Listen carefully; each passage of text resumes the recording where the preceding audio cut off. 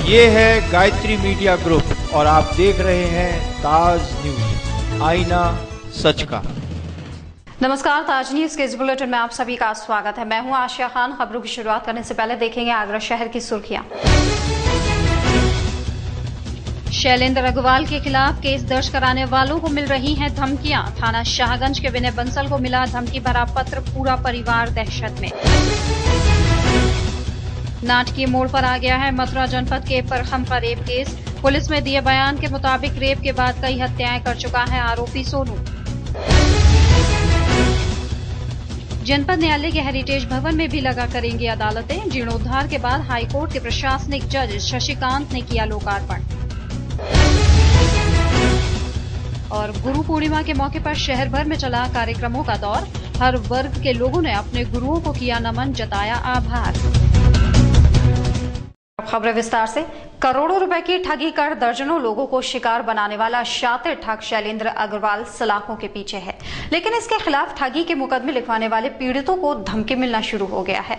ऐसा ही एक पत्र पीड़ित विनय बंसल को मिला है, जिसमें मुकदमा वापस न लेने पर जान से मारने की धमकी दी गई है, जिसके बाद घबराए पीड़ित ने थाना शाहगंज में मुकदमा दर्ज कराया है। आगरा से गिरफ्तार हुआ कई 100 करोड़ की ठगी करने वाला जालसाज नेता शैलेंद्र अग्रवाल जेल में है, लेकिन शैलेंद्र अग्रवाल से पीड़ित लोगों को धमकी मिलना शुरू हो गई है। जान से मारने की धमकी पीड़ितों को पत्र के माध्यम से मिली है।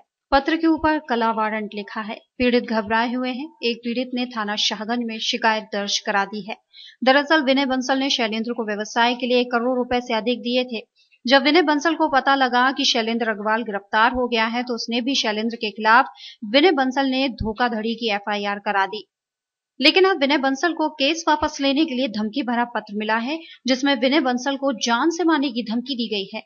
पीड़ित विनय बंसल ने थाना शाहगंज में शैलेंद्र अग्रवाल के भाई और उसके एक परिजन के खिलाफ रिपोर्ट दर्ज करा दी है, लेकिन अभी भी विनय बंसल और उसका परिवार डरा हुआ है। इस मामले में एक बात तो तय है कि जिस प्रकार पुलिस शैलेंद्र अग्रवाल की जांच धीमी गति से कर रही है, उससे शैलेंद्र अग्रवाल के रसूख का पता चलता है और पुलिस की कार्यप्रणाली पर सवाल खड़े होते हैं। ने हमारे संग पैसे की ठगी करी, आलू को लेके, पंजीरी प्लांट को लेके, प्याज को लेके, सबको लेके इसने पैसे की ठगी करी और पैसे की ठगी करके इसने हमसे पैसे आज तक दिए नहीं और पैसे देने का टालता रहा। उसके बाद में शैलेंद्र अग्रवाल के खिलाफ हमने एफआईआर कराई। शैलेंद्र अग्रवाल जब जेल गया, हमने उसकी एफआईआर कराई। एफआईआर के बाद में मैं जेल में इनसे मिलने जाने की कोशिश करी, तो शैलेंद्र अग्रवाल के भाइयों ने और एक पप्पू नाम का एक लड़का था इनके संग बदमाश, जो कि मथुरा का था, उसने मेरे को जेल में धमकी दी कि अगर हमारी एफआईआर कराओगे शैलेंद्र भाई की तो हम आपको जान से मार देंगे। और मैंने इसकी शिकायत डीआईजी मैडम से करी, तो उन्होंने पप्पू को उठवा के बंद करा दिया। डीआईजी मैडम का बहुत बड़ा धन्यवाद है। उसके बाद में एफआईआरों का सिलसिला जारी है और शैलेंद्र अग्रवाल का धमकी भरा पत्र हमें 3 दिन पहले प्राप्त हुआ, जिसमें कहा गया है कि अगर आप अपनी एफआईआर वापस नहीं लेते हैं तो हम आपको जान से मरवा देंगे और आपके बच्चों को भटका देंगे। इस एफआईआर आपने किस किस के नाम एफआईआर कराई? हमने ये एफआईआर सतीश चंद्र अग्रवाल और नितेंद्र अग्रवाल के नाम में कराई है, जो कि एफआईआर से निकलता है सेंस, इन्हीं के नाम में कराई है। इन्हीं लोगों ने हमें एफआईआर दी, ये कॉपी दी है। हमारा लेन देन तो बहुत मोटा है। हमारी सब लोगों की हमारी एफआईआर हो चुकी है शाहगंज थाने में, और जिनकी आज तक जांच चल रही है, जिसमें शैलेंद्र अग्रवाल के खिलाफ चार्जशीट लग गई है। बाकी लोगों के खिलाफ आज तक कुछ नहीं हुआ है। ये लोग खुले घूम रहे हैं। आप लोग कितने चेक दिए? मेरा 1 करोड़ 20 लाख का मैटर था। मथुरा के परखम मामले में उस वक्त एक नया मोड़ आ गया जब एसन में एडमिट आरोपी सोनू ने पुलिस के सामने हुए बयान में ये खुलासा किया कि पत्नी के विक्षिप्त होने पर ये लोग तांत्रिक के पास इलाज के लिए गए थे, जिसने कहा था कि अगर करीब 7 मासूम बच्चियों की रेप के बाद हत्या कर दी जाए तो शायद उसकी पत्नी ठीक हो सके। ये बयान सोनू ने पुलिस अधिकारियों के सामने दिए हैं। ये कहना है सोनू के पास ड्यूटी में लगे सब इंस्पेक्टर ओंकार सिंह का। विगत 27 जुलाई को मथुरा के परखम में हुए 10 साल की मासूम की दुष्कर्म के बाद हत्या के मामले में गुस्साए लोगों ने आरोपी की पीट पीट कर हत्या कर दी थी और उसके साथी को भी पीट पीट कर अधमरा कर दिया, जिसे आगरा के एसन अस्पताल में इलाज के लिए भर्ती कराया। इस पूरे मामले में शुक्रवार को एक नया मोड़ आ गया। जिस तरह से घायल पड़ा सोनू, जिसे दुराचार के बाद मासूम की हत्या के बाद गुस्साए लोगों ने पीट पीट कर अधमरा किया था, उसके पुलिस के सामने हुए बयान में ये खुलासा हुआ कि पत्नी के विक्षिप्त होने पर ये लोग तांत्रिक के पास इलाज के लिए ले गए थे। जिसने कहा था कि अगर करीब 7 मासूम बच्चियों की रेप के बाद हत्या कर दी जाए तो शायद उसकी पत्नी ठीक हो सके। ये बयान सोनू ने पुलिस अधिकारियों के सामने दिए। ये कहना है कि सोनू के पास ड्यूटी में लगे सब इंस्पेक्टर ओंकार सिंह का। दरअसल विगत 27 जुलाई को मथुरा के परखम गांव में 10 साल की मासूम की दुराचार के बाद हत्या हुई थी, जिसमें गांव वालों ने आरोपी ललुआ और सोनू को पुलिस कस्टडी से छीन जमकर पीटा, जिसमें ललुआ की मौत हो गई और सोनू को पीट पीट कर अधमरा कर दिया। लेकिन गुरुवार शाम इस पूरे मामले में एक नया मोड़ आ गया। सोनू के साथ जिस सब इंस्पेक्टर ओंकार सिंह की ड्यूटी लगी है, उन्होंने बताया कि अधिकारियों के सामने जिस सोनू ने बयान दिया कि उसकी पत्नी विक्षिप्त है, जिसे वो एक तांत्रिक के पास ले गया था और तांत्रिक ने कहा था कि पत्नी तब ठीक होगी जब 7 मासूम बच्चियों की हत्या दुराचार के बाद करे। हालांकि सोनू इस बात से इनकार कर रहा है कि मैंने किसी भी घटना को अंजाम नहीं दिया। ऐसी घटनाओं को ललुआ ने अंजाम दिया। इसी गांव में अब तक 4 मासूम की दुराचार के बाद हत्या हो चुकी है, लेकिन इस पूरे मामले में एक बात तो तय है कि ललुआ और सोनू ने मिल परखम गांव में ऐसे घटनाओं को अंजाम दिया है। फिलहाल पुलिस इस पूरे मामले को गंभीर मान जांच पड़ताल में जुट गई है। ललुआ फंसवा रहा है। क्यों फंसवा रहा है? मुझे एक मेरा नाम लिया है, एक जादूगर के लड़के का नाम लिया है अर्जुन का, और एक बलवीर के लड़के का नाम लिया है राजकुमार का। ललुआ ने गांव वालों के सामने नाम लिया है, तो गांव वालों ने मुझे तो छोड़ दिया। मैं नहर पे ललुआ को मारने लग गए। तो तुम्हारा उसमें कोई दोष नहीं है? पागल हो गई थी। कौन? बहू मेरी। क्या हो गया था? जब हमने पैसे लिए, जब मैं उसको दिखाता भरा था डोला, तो मेरी बहू को कहीं आराम नहीं मिला। जब पागल खाने में डाला, जब पागल खाने दवा चल रही है अभी तक। बता रहे हैं कि तुमने अपनी बहू को सही कराने के लिए वो तांत्रिक की मदद ली और तांत्रिक का सहारा लिया? कुछ नहीं। किसी तांत्रिक से बात हुई? कुछ नहीं। आज धीरे धीरे 4-5 साल हो रही है मेरी बहू की दवाई चलते चलते। हाँ, तांत्रिकों ने बताया मुझे, हमारे अधिकारियों को जान दिए, इसलिए ये तांत्रिकों ने बताया कि तुम ऐसे कर दोगे तब तुम्हारी ये बहू की जो बीमारी है खत्म होगी। ये 3 के साथ किया इसने अभी तक, 3 या 4 के साथ किया है।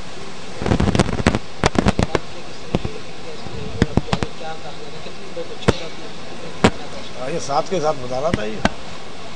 ये ऐसा अगर 7 के साथ करूंगा तब मेरी बीमारी खत्म हो। हाईकोर्ट के प्रशासनिक जज शशिकांत गुप्ता ने किया जनपद न्यायालय के हेरिटेज भवन का लोकार्पण, जिसके अंदर 6 अदालतें लगा करेंगी। दीवानी स्थित इस बिल्डिंग के जीर्णोद्धार के बाद इसे एक बार फिर न्यायिक सेवाओं को समर्पित करते हुए सभी न्यायिक अधिकारियों ने खुशी जाहिर की। जनपद न्यायालय में पिछले लंबे समय से बनकर तैयार हो रहे हेरिटेज भवन का जोशो खरोश के साथ उद्घाटन किया गया। उच्च न्यायालय के प्रशासनिक न्यायाधीश शशिकांत गुप्ता ने जिसका लोकार्पण किया। इस बिल्डिंग का नए सिरे से जीर्णोद्धार कराकर एक बार फिर से जनपद न्यायालय को समर्पित कर दिया गया है। इस खास मौके पर न्यायिक अधिकारियों ने खुशी जताई और वादकारियों के साथ साथ अधिवक्ताओं को भी एक बेहतर माहौल मिलने की बात कही। खुशी की बात है पूरे बार एंड बेंच और आगरा जिले के लिए कि हमने 6 नए कोर्ट्स का शिलान्यास किया है और ये तभी शुरुआत है। आगे भी जितना भी हो सकता है हम इसको मॉडर्नाइज करेंगे। हमारी मंशा है कि यहाँ पर जैसे हर जगह स्मार्ट सिटी चल रही है, हर जगह तो इस तरह के स्मार्ट बार का भी डेवलप किया जाए, मॉडर्नाइज किया जाए, इंफ्रास्ट्रक्चर यहाँ डेवलप किया जाए, लोगों के बेसिक एमिनिटीज़ को खास तौर ध्यान दिया जाए, जैसे पानी का है, टॉयलेट्स का है, आपके कूलर्स का है, इलेक्ट्रिसिटी का है, वाटर्स का है। खाली यही नहीं कि हम यहाँ के वकीलों के लिए और सिर्फ के लिए आपके जुडिशल ऑफिसर के लिए, इवन लिटिगेंट्स का भी हमको बहुत ध्यान रखना पड़ेगा। मेन वही लिटिगेंट्स की ही वजह से पूरी कचहरी चल रही है, तो उसके लिए हर चीज़ के लिए आपको जो भी आप मॉडर्नाइज करेंगे, कुछ भी करेंगे, चाहे आप सड़क बनाइए, चाहे बिल्डिंग ठीक करिए, सब चीज़ के लिए चाहिए होता है धनराशि चाहिए होती है। तो धनराशि के लिए बार भी पूरी तरीके से कोशिश कर रही है। हम भी अपनी तरफ से जो रिकमेंडेशन जाओगी, जहाँ हम जा सकते हैं, हम लोग कोशिश। इस मौके पर जनपद न्यायाधीश के अलावा कई अन्य वरिष्ठ न्यायिक अधिकारी भी मौजूद रहे, जिन्होंने बिल्डिंग की गुणवत्ता पर प्रसन्नता जाहिर की, जबकि अधिवक्ताओं ने भी उसे खूब सराहा। हालांकि प्रशासनिक न्यायाधीश से मुलाकात के दौरान कई अधिवक्ताओं ने उन्हें पानी, बिजली जैसी कई समस्याओं से भी वाकिफ कराया।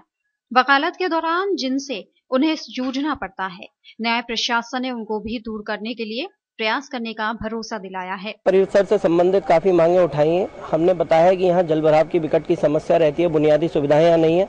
आपने हेरिटेज बिल्डिंग से निश्चित रूप से सिविल कोड को नया लुक दिया है, परंतु बुनियादी सुविधाएं ना होने के कारण अधिवक्ताओं की और वादकारियों की समस्या बहुत है। कीचड़ काफी बढ़ जाता है परिसर में बारिश के दौरान। बहुत सारी अन्य समस्याएं भी हैं, बाबुओं से संबंधित समस्याएं भी हमने दी हैं। अधिवक्ताओं के लिए जो पहले कमेटी बनाई गई थी, पहले जज साहब आए थे तब हमने बताया था कि अधिवक्ताओं की जो व्यक्तिगत समस्याएं होती हैं उसके लिए उनको डीएम और एसएसपी आगरा के चक्कर काटने पड़ते हैं। आप एक कोई ऐसी कमेटी बनाए जिसमें डिस्ट्रिक्ट जज साहब उनकी समस्या को सुने। इसके बाद एजे ने न्यायिक अधिकारियों के साथ बैठक कर विभिन्न मसलों पर चर्चा की और प्रशासनिक कामों में तेजी लाने के निर्देश दिए।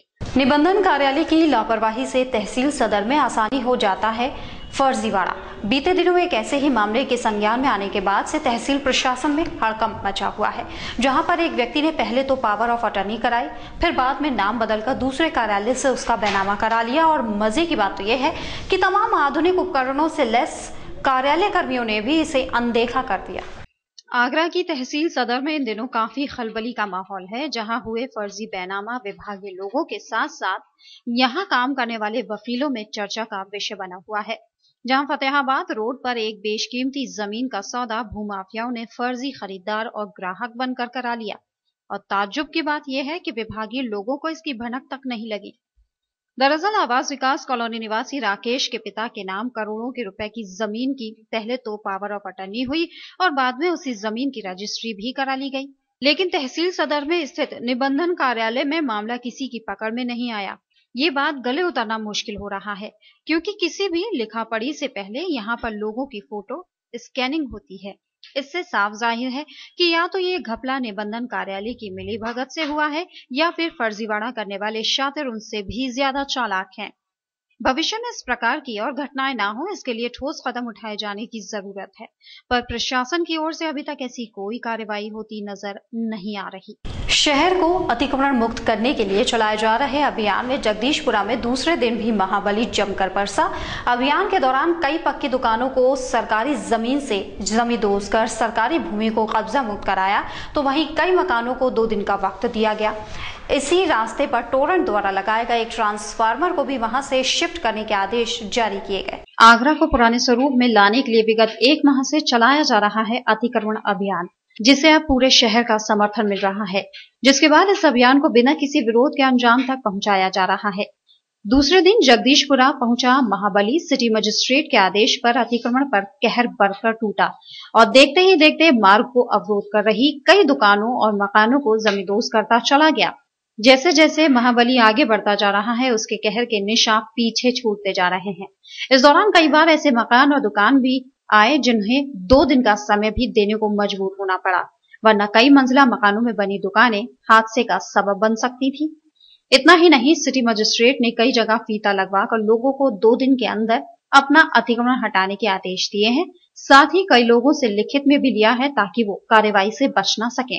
अवैध कंस्ट्रक्शन थे, छोटी छोटी दुकानें बढ़ा ली, आगे गली को पूरा बंद कर लिया, उसके मुहाने पर पूरी बना ली, वो सब हम लोगों ने जो है हटवा दी है। और लोग पहले से ही तैयार थे, मेंटली प्रिपेयर थे, उन्हें दुकानें खाली कर रहे थे। कुछ ही दुकान थी जिनमें थोड़ा बहुत सामान नाम मात्र का था, तो वो कर दिया गया है। और जिन लोगों ने समय मांगा है, यदि रेजिडेंस ऊपर है, हम लोगों ने उनको समय दिया है, तो वो अपना खुद तोड़ लेंगे। तमाम लोग ऐसे भी थे जो अपने कागज लाके दिखा रहे थे कि कागज उनके आधे अधूरे थे, तो उन पर किस तरह की कार्रवाई की? वो केवल अपना नक्शा ला करके दिखाते हैं बहुत सारे लोग कि हमारा नक्शा अप्रूव्ड है, पुराना है, वो नगर पालिका से अप्रूव्ड केवल दिखाते हैं। जबकि मेन हम लोग रेवेन्यू रिकॉर्ड कैसे देख पाएंगे? रेवेन्यू रिकॉर्ड में खसरा नंबर, रजिस्ट्री, उससे हम उसका देख पाते हैं कि वो सही है कि गलत है। नगर निगम का असेसमेंट स्वामित्व सिद्ध नहीं करता है, इसलिए हमने उन लोगों के पेपर्स मांग करके और स्टडी करके उस पर जो है कार्रवाई कुछ पे कर ली गई है, मौके पर करा के, कुछ पर जो है की जाएगी। इस अभियान के दौरान कई लोगों ने अपने मकानों के कागज भी दिखाए जो नाकाफी साबित हुए। सिटी मजिस्ट्रेट का कहना था कि कुछ लोग नगर निगम के हाउस टैक्स को ही संपत्ति का मालिकाना हक समझ रहे हैं, जबकि नगर निगम को मालिकाना हक देने का हक ही नहीं है। उनके कागज ले लिए गए हैं और तहसील से कागज चेक करा उन्हें दिखवा लिया जाएगा। जान लें कि जो नगर निगम का जो असेसमेंट है वो आपका स्वामित्व सिद्ध नहीं करता है। अक्सर लोग उसी को दिखाते हैं। आबादी में, शहरी क्षेत्र में नगर पालिका का असेसमेंट एक नंबर उनको मकान नंबर अलॉट दिया जाता है, बस उनको सुविधाएं देने के लिए है। जो नगरीय सुविधाएं दी जाती हैं उसके एवज में टैक्स वसूलते हैं। तो इसका मतलब स्वामित्व सिद्ध करना नहीं है, वो कोर्ट में लीगली उस डॉक्यूमेंट को नहीं माना जाता है, उसमें स्वामित्व सिद्ध नहीं हो सकता। यहाँ बीच में टोरेंट का एक ट्रांसफार्मर भी है जिसे शिफ्ट करने की भी बात आज आपने यहाँ हम लोगों ने जो रोड चौड़ी कराई है उससे मुझे लगता है कि ये ट्रांसफार्मर साइड में शिफ्ट हो जाएगा और हमारी ये रोड ऑलरेडी इसका टेंडर भी हो गया है और ये रोड बहुत अच्छी बहुत चौड़ी जो है दिखाई देगी। तो हम लोग इसको जो है पत्र लिखेंगे टोरेंट को कि वो इसको शिफ्ट कर दें। लगभग कितना मानती हैं कि कितनी चौड़ी ये सड़क जो है वो हो जाएगी? कितना लगभग 3 मीटर के आसपास जो रोड एग्जिस्ट कर रही है उसका डबल हो जाएगा, डबल हो जाएगा, उससे थोड़ा सा ज़्यादा ही हो जाएगा। व्यस्तता वाला बाजार था, लोगों का निकलना मुश्किल था, कहीं ना कहीं अब लोगों को राहत मिलेगी। नहीं, ऐसा नहीं है, ये ओल्ड भरतपुर रोड है, NH11 बाद में बना है, लोग इसी से जाते थे और पुराने लोग बताते हैं कि ये 2 बस के अलावा भी खाली जगह बसती थी, इतना जो चौड़ा रोड था जो अब सकरा धीरे धीरे आगे बढ़ के। इस अतिक्रमण अभियान में कई जगह टोरेंट के पोल और ट्रांसफार्मर भी सड़क पर ही रखे हुए थे, जिन्हें सिटी मजिस्ट्रेट के आदेश देते ही यहां से शिफ्ट करने के आदेश जारी किए गए ताकि सड़क को और अधिक चौड़ा किया जा सके। शहर में चलाए जा रहे अतिक्रमण अभियान में पुलिस और टीम के लिए तमाशबीनों को काबू करने के लिए कई बार लाठियां भांजनी भी पड़ रही हैं। TTZ क्षेत्र और कमलानगर क्षेत्र में जल निगम द्वारा बिछाई गई सीवर लाइन को लेकर लंबी मशक्कत के बाद अब जलकल सीवर कनेक्टिंग चैम्बर तक घरों को जोड़ने के लिए कवायदों में लगा है ताकि सीवर की समस्या को हल किया जा सके। इसके लिए जलकल अब कमलानगर और ताजगंज निवासियों को सीवर कनेक्ट कर आने वाले व्यय उनके बिल में लगाकर भेजेगा, जिसके बाद दर्जनों लोगों को सीवर कनेक्टिंग के लिए आवेदन किया गया है। सीवर की समस्या आगरा के लिए नई समस्या नहीं है। शासन के आदेश पर जल निगम ने TTZ क्षेत्र के ताजगंज और कमलानगर में धनराशि खर्च कर सीवर लाइन बिछाने का काम किया था। पाइपलाइन बिछाने के बाद अब कनेक्टिंग चैम्बर से घरों को जोड़ने के लिए जलकल विभाग ने एक कार्य योजना तैयार की है, जिसके तहत अब जलकल विभाग घरों को कनेक्ट कर आने वाले खर्चे का पैसा उपभोक्ता के बिल में जोड़कर वसूल करने की तैयारी कर रहा है ताकि दोनों ही क्षेत्रों में सीवर की समस्या को हल किया जा सके। पीछे से पानी जो छोड़ा गया है उससे यमुना अब इस समय बिल्कुल लबालब है। यमुना में समुचित पानी है और हमको भी जल संस्थान के लिए भी पानी की मात्रा इतनी अच्छी है, क्वालिटी भी अच्छी है और क्वांटिटी भी पूरी है, तो हम शहर में भरपूर पानी दे रहे हैं। आपको बता दें कि सीवर की समस्या से पूरा आगरा शहर जूझ रहा है, तो वहीं सड़कों पर सीवर का उफनना कोई नई बात नहीं है, लेकिन जिस तरह से इन दिनों जलकल कनेक्टिंग चैम्बर से जोड़ने का काम कर रहा है, उससे भविष्य में जल्द ही अन्य क्षेत्रों में समस्या का समाधान होने की उम्मीद जागने लगी है। फिलहाल यहाँ रुकते हैं एक छोटे से ब्रेक के लिए, जल्द हाजिर होंगे, देखते रहिए ताज न्यूज।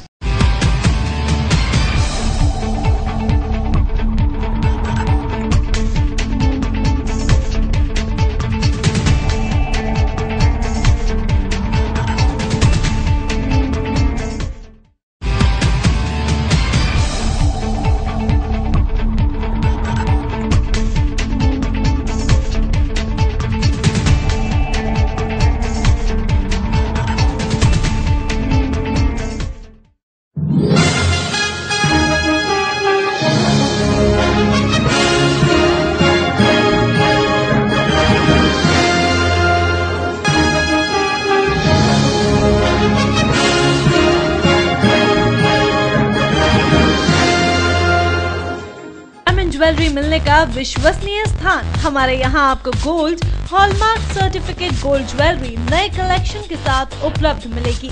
संपर्क करें Shri Balaji jewellers, fortune tower near Kargil petrol pump, Agra. Phone number 9719333563 और 9759333992। श्री बालाजी ज्वेलरी, दुल्हन की jewellery, AD jewellery, artificial bangles, chain व सभी प्रकार के सेट्स यहाँ पर उपलब्ध है, तो तुरंत संपर्क करें 21 सुपर बाजार, कारगिल पेट्रोल पंप के पीछे, आगरा। फोन नंबर 9358464218 और 8865911110।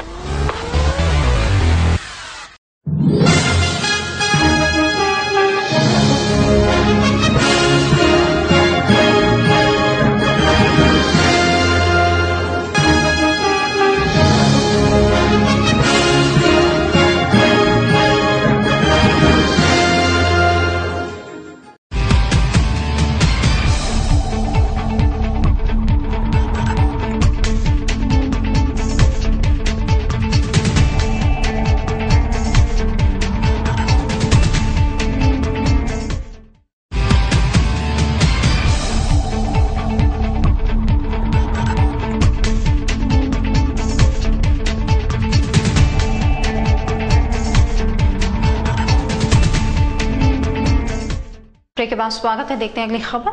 आगरा में चलाए जा रहे अतिक्रमण अभियान को हर ओर से वाहवाही मिल रही है, फिर चाहे वो किसी भी क्षेत्र में चलाए गए अभियान की बात क्यों ना हो। मंटोला को लेकर लोग काफी उत्साहित हैं कि वहां क्या होगा, जबकि सिटी मजिस्ट्रेट रेखा एस चौहान का कहना था कि मंटोला क्षेत्र के लोग भी उनका पूरा समर्थन कर रहे हैं और मंटोला में अभियान के दौरान मुस्लिम भाई एक नई मिसाल पेश करेंगे जो माहौल को खराब करने वालों के लिए किसी सबक से कम नहीं होगी। शहर में चलाए जा रहे अतिक्रमण अभियान को पूरे शहरवासियों का समर्थन मिल रहा है, फिर चाहे वो मुस्लिम बाहुल्य क्षेत्र हो या कोई अन्य क्षेत्र। जिस मंटोला के बारे में लोग यहाँ हंगामे की अफवाह फैलाने में लगे हैं, तो वही गुरुवार को व्यापारियों के साथ हुई सिटी मजिस्ट्रेट की बैठक में साफ हो गया कि मंटोला वासी भी इस अभियान से काफी खुश है और लोग उनका समर्थन करने के लिए खुद ही अपने अतिक्रमण तोड़ उन्हें और ज्यादा उत्साहित करने में लगे हैं।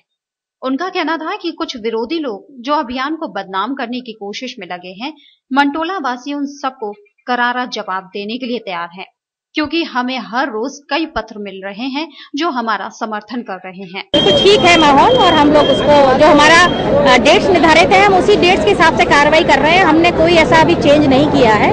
हमारे पास जब एक्स्ट्रा टाइम होता है तब हम उसको टेकअप कर लेते हैं, जैसे हमने राजेश्वर मंदिर को लिया था। अदरवाइज हम डेट्स के हिसाब से चल रहे हैं और कहीं ऐसा नहीं हुआ। एक दिन ऐसा हुआ था कि बवाल हो गया था वजीरपुरा में, जिसमें हम लोग को फोर्स नहीं मिला था, लेकिन फिर भी हमने वहाँ जाके भर किया कुछ, और नजूल की जमीन को भी हमने जो है मुक्त कराया था।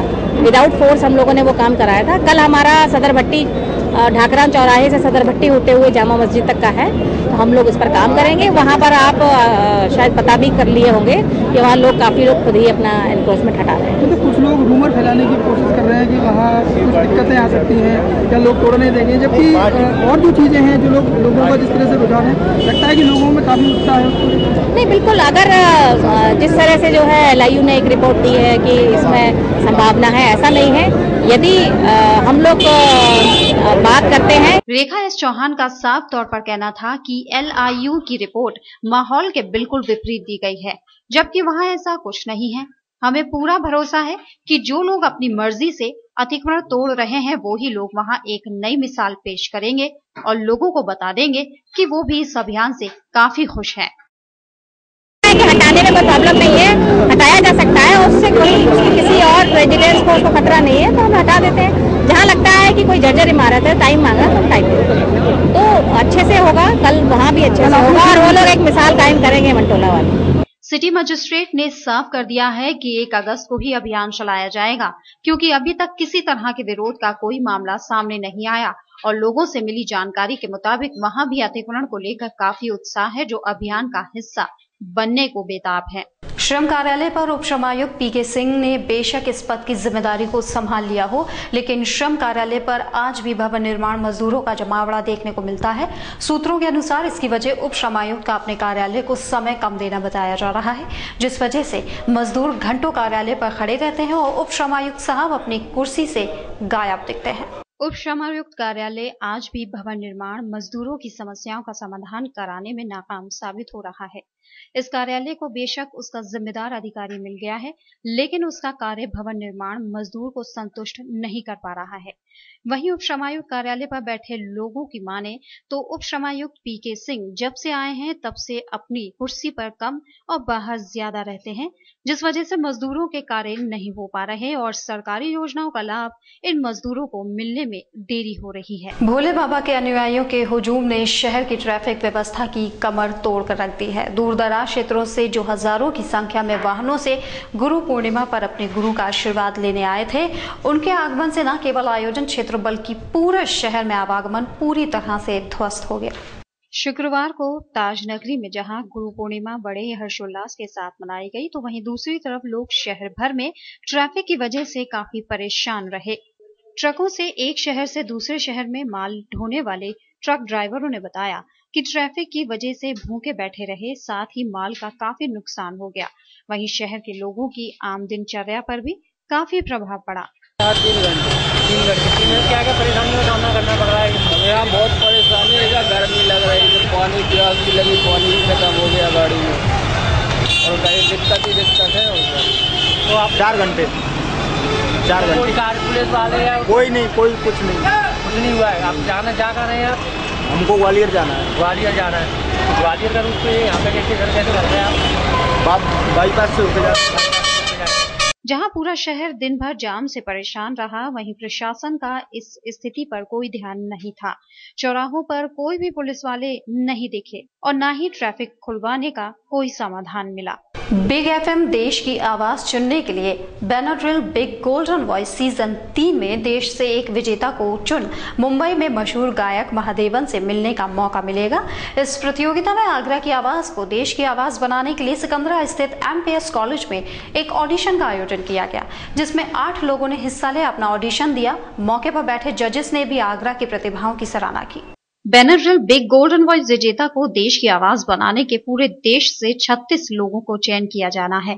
इसके लिए आगरा से भी एक विजेता का चुनाव किया जाना था, जिसके लिए आगरा में सिकंदरा स्थित एमपीएस कॉलेज में एक ऑडिशन का आयोजन किया गया, जिसमें बिग एफएम ने एक ऑडिशन का आयोजन किया। कई राउंड में चले इस ऑडिशन में पहले टॉप 5 और उसके बाद विजेता का ऐलान किया गया।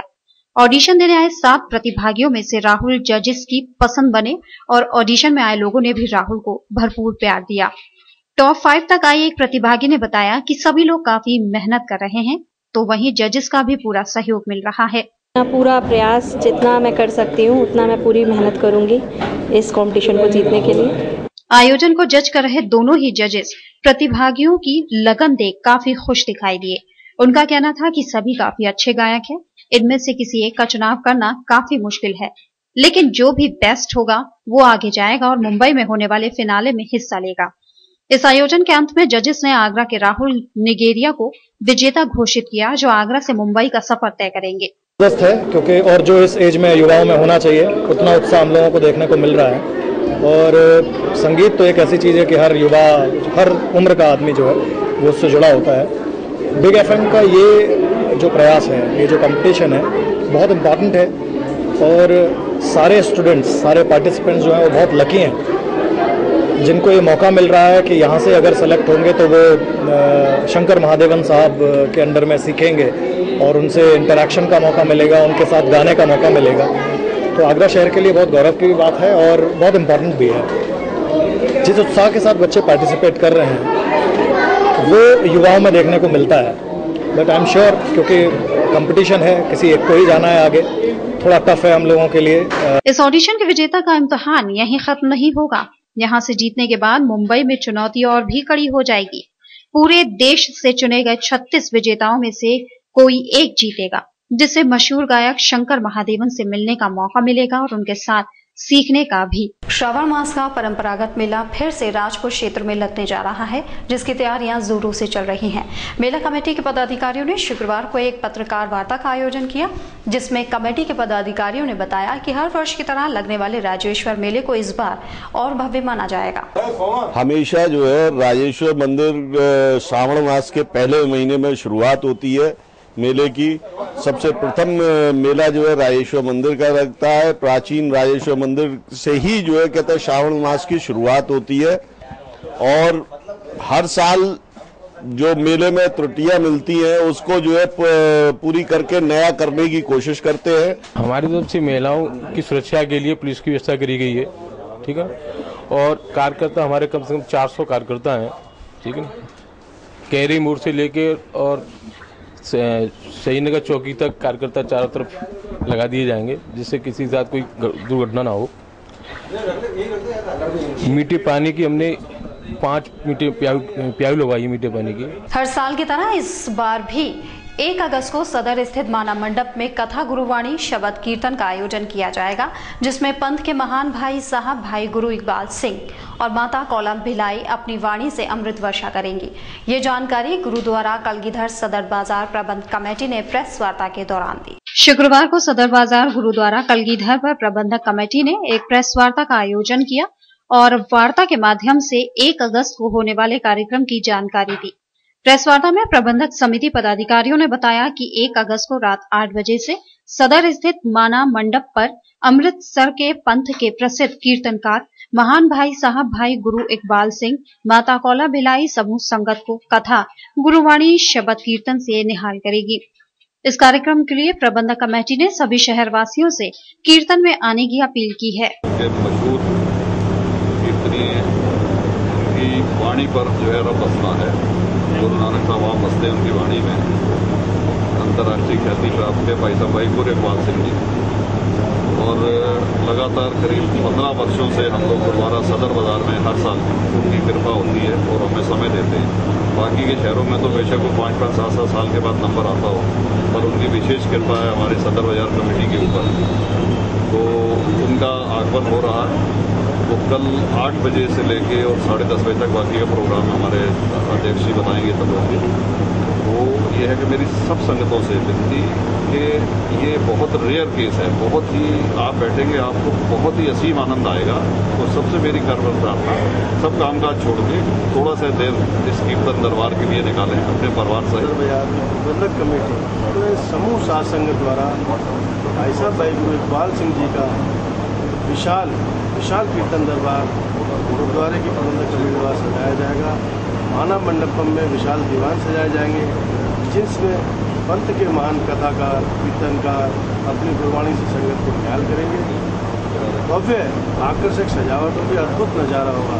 आगरा की समूह साध संघ से विनती है जो पूरे परिवार के साथ आए और गुरु घर की खुशियाँ प्राप्त करें। बड़ी कृपा है आपको, बड़ी कृपा। प्रबंधक कमेटी ने बताया कि 1 अगस्त को होने वाले कार्यक्रम को 2000 में शुरू किया गया था और 15 सालों से भाई गुरु इकबाल सिंह लगातार आगरावासियों को अपने शबद कीर्तन से निहाल करते आ रहे हैं। इस दिन गुरुद्वारे का नजारा अद्भुत होगा। कलगीधर गुरुद्वारे पर रंग बिरंगी लाइटिंग की जाएगी। वहीं मानव मंडप में विशाल दीवान भी सजाए जाएंगे। वहीं जानकारी दी गई कि कीर्तन दरबार की आरंभता पाठ श्री रहीराज साहिब जी के साथ की जाएगी। प्रबंधक कमेटी ने शहर के सभी सम्मानित लोगों से कार्यक्रम में शामिल होकर कीर्तन दरबार का आनंद लेने की अपील की है। फिलहाल यह वक्त हो चला है एक और छोटे से ब्रेक का। जल्द हाजिर होंगे, जुड़े रहिए ताज न्यूज से।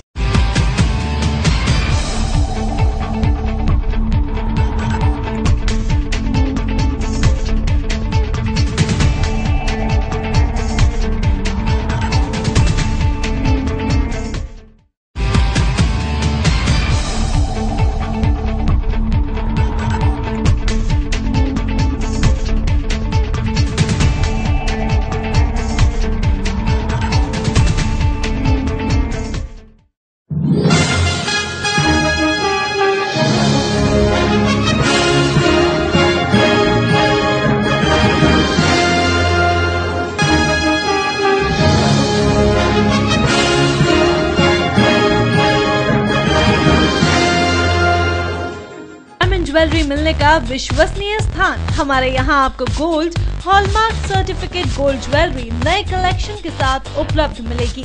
संपर्क करें Shri Balaji jewellers, fortune tower near Kargil petrol pump, Agra. Phone number 9719333563 और 9759333992।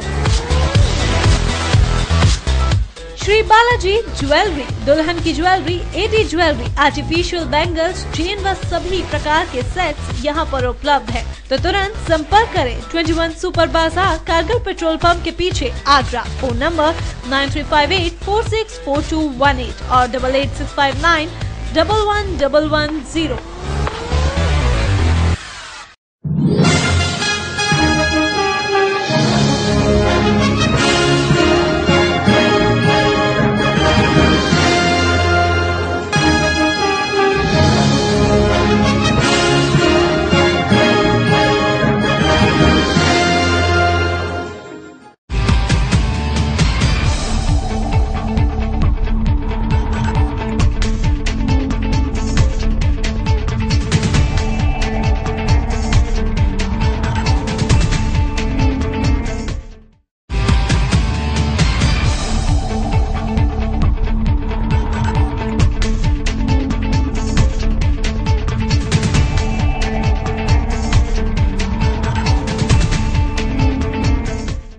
ब्रेक के बाद एक बार फिर स्वागत है। देखते हैं अगली खबर। गुरु पूर्णिमा का पर्व पूरे देश में धूमधाम से मनाया गया। इस दिन शिष्य अपने गुरुओं का सम्मान करते हैं और गुरु अपने शिष्यों को गुरु धर्म और गुरु द्वारा दी जाने वाले ज्ञान की महत्वता समझाते हैं। ऐसे ही ज्ञान की 21 जुलाई से सेक्टर 8 में साकार विश्व हरि सत्संग समागम में हो रही थी, जिसका समापन 31 जुलाई को परम गुरु दिवस के रूप में किया गया, जिसमें हजारों की संख्या में गुरु के अनुयायियों ने ज्ञान प्राप्त किया। 31 जुलाई गुरु पूर्णिमा के दिन 21 जुलाई से चल रहा मंगल संगत समागम का समापन हो गया। इस दिन संगत समागम को विशाल गुरु दिवस के रूप में मनाया गया। सेक्टर 8 में 21 जुलाई से साकार विश्व हरि की संगत का समागम चल रहा था। 10 दिन तक गुरु पूर्णिमा के दिन भोले बाबा श्री के शिष्यों ने इस दिन को अपने गुरु के दिवस के रूप में मनाया और उनसे आशीर्वाद लिया। वहीं मंच पर बैठे भोले बाबा श्री ने खुद को संत, महात्मा या कथावाचक न बताते हुए प्रभु से मिलने का, आपस में भाईचारा प्यार बढ़ाने का माध्यम बताया। संत नहीं, हम बाबा वगैरह नहीं, हम कथावाचक नहीं हैं, हम उपदेशक नहीं। ये जो हमने आपको जानकारी दी है ये कट सत्य है। जो बोला है ऐसा हम न थे, न हैं और न ही कभी होंगे। ज्ञानी जन क्या कहते हैं उस संबंध में हमको कुछ भी कहने की आवश्यकता नहीं रह जाती।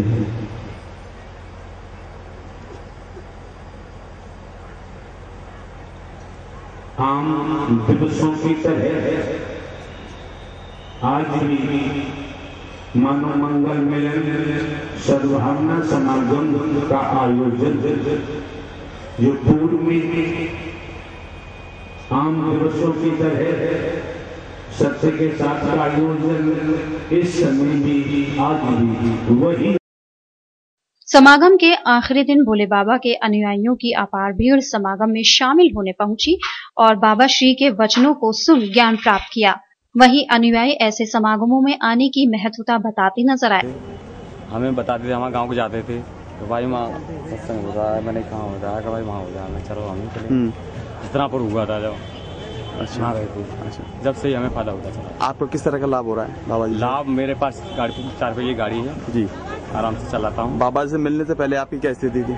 उससे पहले तो मैं बहुत परेशान था। अच्छा, मेरे भैंस भी कई बार परेशान रही थी, फूल भी नहीं करता था। मैं डॉक्टर से भी दिखा लिया, किसी भी ठीक नहीं है। अच्छा, क्या मानते हैं आप? मैंने प्रभु को माना, प्रभु को मैंने बहुत लगाया, मेरा भैंस का फूल चढ़ गया। ठीक है, आप बाबा जी से जुड़े थे। साकार ब्रह्म के सत्य के साथ में आने से एक मानवता का परिचय मिला है जी, सबसे पहले। दूसरी बात, प्रभु के सत्य के साथ में आने से बुराइयों का अंत हो रहा है और मनुष्य मानवता में चल रहा है। तीसरी बात, जो भी मनुष्य की दैनिक प्रतिक्रियाएं साकार ब्रह्म के सत्य में आने से उनमें सुधार आ रहा है। अच्छा, आपकी बात की है, जब से आप जुड़े हैं आपके जीवन में कितना परिवर्तन? मेरे जीवन में मेरी तन की पत्नी 1978 से मेरी शादी हुई थी, उसमें से काफी बीमार थी जी। और यहाँ आगरा से लेकर के ऑल इंडिया मेडिकल इंस्टीट्यूट डॉक्टरों ने हाथ खड़े कर दिए थे कि अब ये कुछ नहीं कर सकती हैं, अब आप इनको जो भी खाना पीना है वो दीजिए, इनकी उम्र समाप्ति की ओर है जी। किंतु मैं जब साकार ब्रह्म के सत्य के साथ में आया और मैंने अपनी जो मेरी प्रॉब्लम थी, मेरी जो शिकायत थी, मैंने साकार ब्रह्म के यहाँ अर्जी की तो मेरी तन की पत्नी बिल्कुल स्वस्थ हो गई, आज बिल्कुल ठीक है, मेरे साथ सेवा क्रम में रहती हैं, मैं भी सेवा क्रम करता हूँ। अच्छा, आपने जो वर्दी पहन रखी है किस तरह की वर्दी है? क्या ये हम सब भाइयों की जो वर्दी है, जो व्हाइट कलर और ये ब्लू कलर की पैंट है, ये हम सभी साकार ब्रह्म की रिसीविंग की ड्रेस है। आपका नाम क्या है? पुष्पा। कहाँ से आई हैं आप? बाह से। तो मतलब बाहर से आई हैं बाबा जी के सत्संग में, किस तरह का मतलब क्या सब कुछ मिल किस तरह का फायदा हो रहा है यहाँ आने से? हमें तो अब घर परिवार में अपने बच्चे पढ़ लिख रहे हैं जी, खा पी रहे हैं, अपनी नींद सो रहे हैं, अपनी नींद जग रही है। अच्छा, बाबा जी से आप कब से जुड़े हैं, कितने साल हो गए? हमें तो साकार विश्वरी से हमें तो जुड़े बहुत साल है। अच्छा, कम से कम 10। जब से आप जुड़े हैं उससे पहले कैसी स्थिति और अब कैसी है? तब से तो ऐसो के साजे के मकान में रहते हैं, 5 भाई थे। अब प्रभु की कृपा से हमने अलग मकान भी ले लिया, उसमें चैन से रह रहे हैं, बच्चा पढ़े लिख रहे हैं, लड़की को पढ़ा के शादी कर दी। गुरु पूर्णिमा का दिन पूरे देश के लिए बेहद महत्वपूर्ण रहा। इस दिन सभी शिष्यों ने अपने गुरुओं को अपने अपने तरीके से सम्मान किया। ऐसा ही सम्मान हजारों अनुयायियों ने साकार विश्व हरि के नाम से पहचाने जाने वाले भोले बाबा श्री को दिया और हजारों की संख्या में समागम के समापन के दिन शामिल हो, जो खुद किसी भी गुरु के लिए सबसे बड़ा सम्मान होता है। गुरु पूर्णिमा के पावन पर्व पर गायत्री पब्लिक स्कूल में गुरु पूर्णिमा का पर्व बड़े ही धूमधाम से मनाया गया, जहां स्कूल परिसर में लगे परम पूज्य गुरुदेव आचार्य पंडित श्री राम शर्मा जी के चित्र के समक्ष स्कूली बच्चों ने पुष्प अर्पित कर आशीर्वाद लिया। गुरु पूर्णिमा का पावन पर्व वजीपुरा रोड स्थित गायत्री पब्लिक स्कूल में भी बड़े ही धूमधाम से मनाया गया, जहां टीचर्स द्वारा बच्चों को गुरु पूर्णिमा का महत्व बताया गया। इस दौरान गायत्री पब्लिक स्कूल में गुरु पूर्णिमा को लेकर विभिन्न कार्यक्रम भी आयोजित किए गए। पत्रकारों से बात करते हुए स्कूल प्रशासन की पदाधिकारी ने बताया कि इस पर्व को व्यास पूर्णिमा भी कहा जाता है। इसी दिन परम पूज्य गुरुदेव आचार्य पंडित श्रीराम शर्मा जी का पावन जन्मोत्सव भी है। कार्यक्रम के समापन के दौरान बच्चों द्वारा आचार्य श्रीराम शर्मा की चित्र के समक्ष पुष्प अर्पित किए गए। विद्यालय में गुरु पूर्णिमा पर्व बड़े उत्साह से मनाया गया, जिसमें सारे बच्चों ने गुरु को, हमारे गुरु पंडित श्रीराम शर्मा आचार्य जी को पुष्पांजलि अर्पित की और इसके अलावा बहुत से कार्यक्रम भी हुए। गुरु के महत्व पर प्रकाश दिलाते हुए एक स्किट भी, मतलब लघु नाटिका भी हुई। विशेष सभा का, प्रार्थना सभा का भी आयोजन किया गया। गुरु पूर्णिमा के मौके पर शहर के चिकित्सक भी नहीं रहे पीछे, जिन्होंने नेशनल मेडिकल्स एसोसिएशन के बैनर तले अपने गुरुओं का आभार जताया। इस कार्यक्रम में डॉक्टर्स ने अपने सीनियर्स को सम्मानित कर उनका आभार जताया। गुरु पूर्णिमा का पर्व शहर भर में हर्षोल्लास के साथ मनाया गया। इसी क्रम में एक कार्यक्रम एनएमओ आगरा द्वारा सरकार हॉस्पिटल में आयोजित किया गया। चिकित्सकों ने अपने गुरुओं को सम्मानित कर गुरुओं द्वारा बताए मार्ग पर चलने का संकल्प लिया। वरिष्ठ चिकित्सकों का सम्मान करते हुए वर्षों पुरानी यादें भी गुरु व शिष्यों ने ताजा की। डॉक्टर्स ने कहा कि चिकित्सकीय पेशा जिज्ञासा का विषय है और शिष्य की जिज्ञासा सिर्फ गुरु ही पूरी कर सकता है। ऐसे में गुरु के दिए गए ज्ञान को भुलाना आजीवन असंभव है। पूर्णिमा के अवसर पर अपने टीचर्स का, सीनियर्स का सम्मान करता है, उसे आशीर्वाद देता है। इस बार हमने आगरा में मेडिकल रिसर्च को कैसे आगे बढ़ाया जाए, इस विषय पर भी गोष्ठी भी रखी। आज हम अपने सभी गुरुओं का नमन करते हैं, अभिनंदन करते हैं, क्योंकि मेडिकल कॉलेज में या हमारे चिकित्सक का जो व्यवसाय है, इसमें बिना गुरुओं के हम कुछ आगे तक बढ़ ही नहीं सकते। आज सभी गुरुओं का अभिनंदन है, वंदन। तो पूरे भारतवर्ष में मनाई जाती है। मेडिकल प्रोफेशन में गुरु का इम्पोर्टेंस सबसे ज़्यादा ये है कि अगर गुरु न चाहे तो शिष्य सीख नहीं सकता। हाथ पकड़ के अगर गुरु सिखाएगा तो आप सीख सकते हैं। तो इसीलिए गुरु और शिष्य का बंधन बहुत अटूट होता है और ज़िंदगी भर का रहता है। ज़िंदगी भर एक डॉक्टर जो है वो अपने गुरु को याद करके जब जो भी ऑपरेशन करता है या मरीज देखता है, तो तब वो ध्यान करता है अपने गुरु का और बहुत सी प्रॉब्लम उस समय उसी से ही सॉल्व हो जाती है। तो इसीलिए मेडिकल प्रोफेशन में गुरु का बहुत इम्पोर्टेंस है। बहुत ही महत्वपूर्ण आज की जो ये अनिवार्य परंपरा चलाई है, गुरु लोगों का सम्मान करना, यहाँ पर सब लोग सरकार ने में एकत्रित किया इस परंपरा को आगे बढ़ाने के लिए। तो इसमें कोई शक नहीं, खासतौर से हमारे मेडिकल जितनी भी हम लोग सीखते हैं या आगे कार्य करते हैं, स्पेशली सर्जरी में मेडिसिन गुरु की गुरु के द्वारा हम इतना आगे बढ़ सकें। वैसे तो गुरु की सेवा और उनकी आज्ञा का पालन करना हर शिष्य का कर्तव्य होता है, लेकिन अगर गुरु की आज्ञा और सेवा के लिए गुरु दिवस पर शिष्यों को सम्मानित किया जाए तो ऐसा सम्मान हर शिष्य के लिए बड़े गर्व की बात होती है। ऐसे ही सेवा के लिए विहर्ष सेवा मंच ने गुरु जयंती महोत्सव और जैन गुरुओं की सेवा के लिए कई मुनि भक्तों को शॉल और स्मृति चिन्ह देकर सम्मानित किया। गुरु पूर्णिमा के दिन जहां एक ओर गुरुओं की पूजा और सम्मान में कार्यक्रम आयोजित किए गए, वहीं दूसरी तरफ गुरुओं की सेवा में कार्य करने वाले शिष्यों के सम्मान में भी कार्यक्रम किए गए। शुक्रवार को गुरु पूर्णिमा के दिन जयपुर हाउस स्मृति जैन में विहर्ष सेवा मंच ने ऐसे लोगों को सम्मानित किया जिन्होंने गुरु सेवा और गुरुओं के सम्मान में होने वाले कार्यक्रम में निस्वार्थ भाव से कार्य किए। संत वीरसागर जी महाराज का आज हम लोगों ने स्मरण किया गुरु पर्व जयंती के पर्व पर, और गुरु सेवा में सर्वोत्तम कार्य करने वाले श्री राकेश जैन जी जो पर्दे वालों के नाम से विख्यात है, उनका सम्मान किया। 3 माह के उनके आगरा प्रवास में आगमन से लेकर बिहार तक सारी क्रियाएं उन्होंने संपूर्ण कराई। इसके अलावा धीरज, सनी और राहुल 3 युवा ऐसे हैं जिन्होंने नंगे पैर मुनिवर को दिल्ली तक बिहार कराया। आज उनको भी हमने सम्मानित कर इस गुरु पर्व पर अपने आप को गौरवान्वित किया। हर्ष मुनि भक्त मंडल द्वारा गुरु पूर्णिमा पर आगरे के प्रमुख साधु संतों की सेवा कर रहे राकेश जैन पर्दे वालों का सम्मान किया गया है। 31 जुलाई को जयपुर हाउस स्थित स्मृति भवन में विहर्ष रत्न अलंकरण समारोह आयोजित किया गया, जिसमें मुनि सेवा करने वाले प्रमुख व्यक्तियों को सम्मानित किया गया। गुरु जयंती महोत्सव में अतुलनीय गुरु सेवा करने के लिए राकेश जैन पर्देवालों को विहर्ष रत्न से सम्मानित किया गया। वहीं जैन मुनियों को नंगे पैर दिल्ली गाजियाबाद तक विहार कराने के लिए भी तमाम मुनि भक्तों को सम्मानित किया गया। सम्मान पाने वाले सभी सम्मानित लोगों ने मुनि भक्तों ने लोगों से मुनियों की सेवा भाव करने की अपील की है। वहीं इस मौके पर विहर्ष सेवा मंच की ओर से भंडारे का भी आयोजन किया गया। निशांत लोधी कश्यप महासभा द्वारा शुक्रवार को विश्वविद्यालय परिसर के जुबली हॉल में भगवान वेद व्यास जयंती के अवसर पर एक कार्यक्रम का आयोजन किया गया, जिसमें समाज के लोगों ने बढ़ चढ़कर हिस्सा लिया। कार्यक्रम के दौरान महासभा के पदाधिकारियों ने भगवान वेद व्यास जी के जीवन काल से समाज के लोगों को वाकिफ कराया। हम बताना चाह रहे हैं आपके कि वेद व्यास जी का जन्म आगरा में अकबरा के पास मंचौधरी घाट है, यमुना किनारे, वहाँ हुआ था। वहाँ की स्थिति 1978 की बाढ़ में पूरे गांव का सर्वनाश हो गया, ढह गया, बह गया।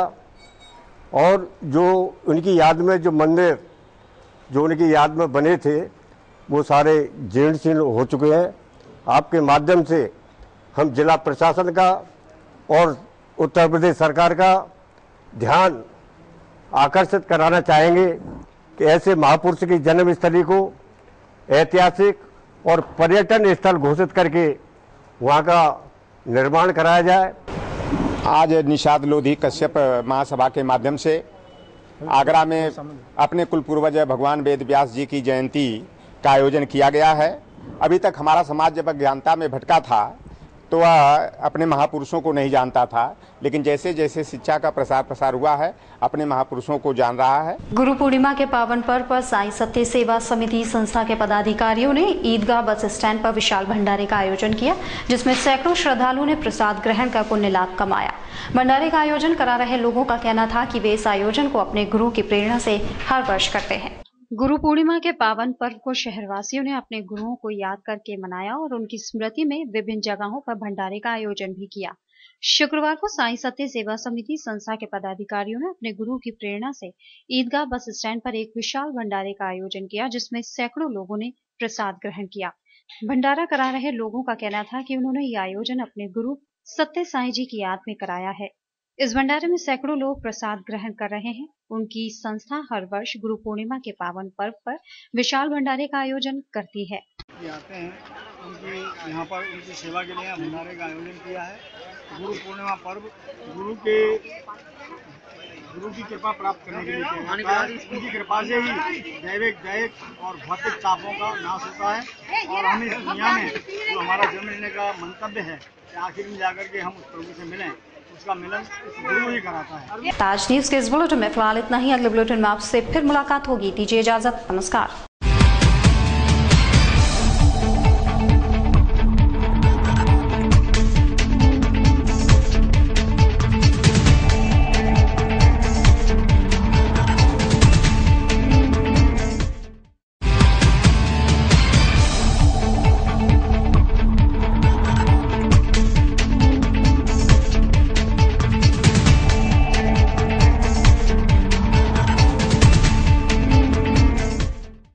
ये है गायत्री मीडिया ग्रुप और आप देख रहे हैं ताज न्यूज, आईना सच का।